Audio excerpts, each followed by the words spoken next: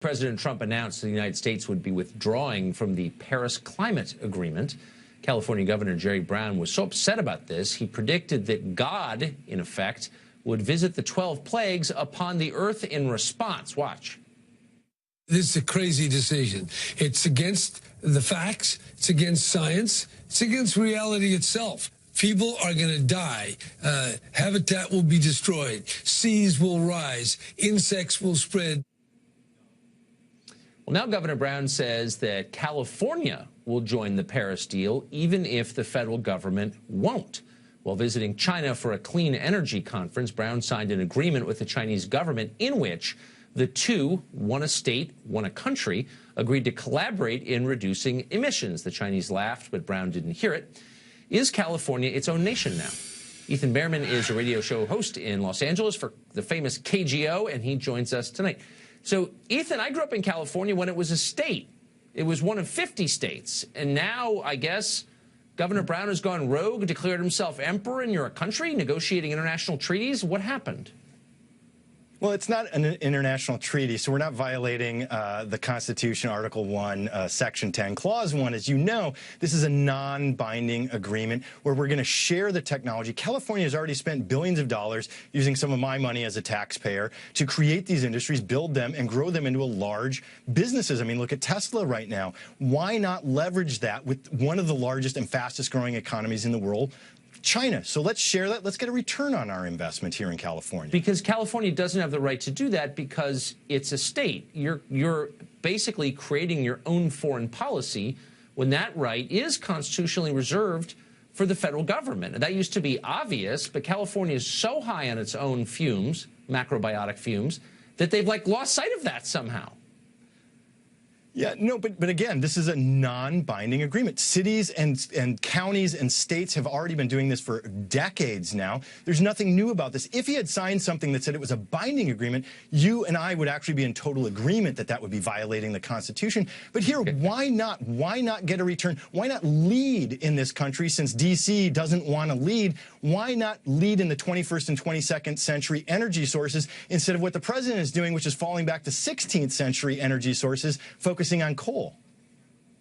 Would you ever declare ownership of Camp Pendleton and say declare war on Mexico? I mean, what other unilateral decisions? I mean, just to prepare us for the future. I mean, you guys have decided we're not following federal law. We're entering into agreements, even non-binding ones, with other nations. So, the next step would be war, right? Your own uniforms?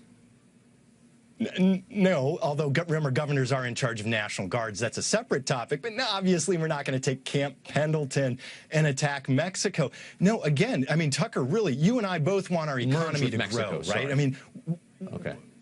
Why would we not want to grow our economy? Why not create more jobs in a sector that already has 8 times as many jobs as the coal sector does? Anyway, let's move forward. Let's grow. Let's take advantage. Why not get some of that money back from the Chinese that they're holding of ours? This is a great way to do it. It's sharing technology. It's opening markets. And it's building our economy here in California, which benefits the rest of the United States. I mean, this is hilarious again. On so many levels. Of course, a lot of that technology, the green technology that you refer to, is subsidized by federal dollars. You, as Obama said, you didn't build that. The rest of us did. So you're taking an investment from the other 49 states and making money on it, and then claiming moral credit for it, and then wagging your finger at the rest of the country and saying we're better than you. I guess we're used to that, but it's annoying. You can see why the rest of the country would be annoyed by that, right? Well, yes, I mean, and the rest of the country is annoyed by a lot of things California does because we lead. We're not sitting back and waiting for things to happen. By the way, California sends more money to D.C. and gets less back than any other state. You know that fact to be true, Tucker. And on top of it all, the federal government coffers, if California companies are going to reap the benefits of the Chinese market, D.C. gets some of that money too. So it's a win-win all the way around.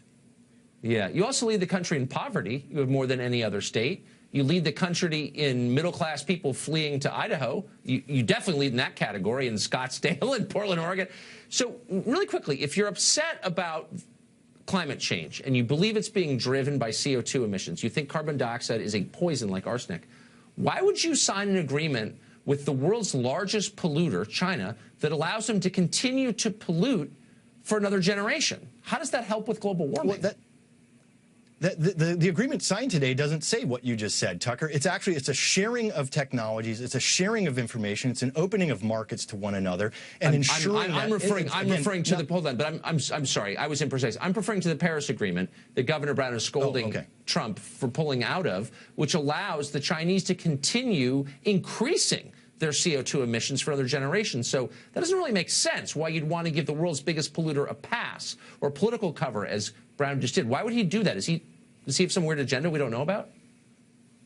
Well, actually, that's why today's move is an improvement over the Paris Climate Agreement. I agree with you. There were problems in the Paris Climate Agreement. They weren't strong enough. It didn't push hard enough on China. It didn't push hard enough on India. I actually agree with you on that portion of it. So that's why today is so important, because remember, in the Bay Area in particular, there was a study just a couple of years ago, 1/3 of all of the air pollution being measured in the Bay Area was actually coming from China. So anything that we can do to help them, to help lead them down the path of cleaner energy, benefits Californians, benefits the rest of the United States. I think you're right about that, but sucking up to them and giving them a propaganda coup is probably not the same as getting them to stop polluting, but whatever.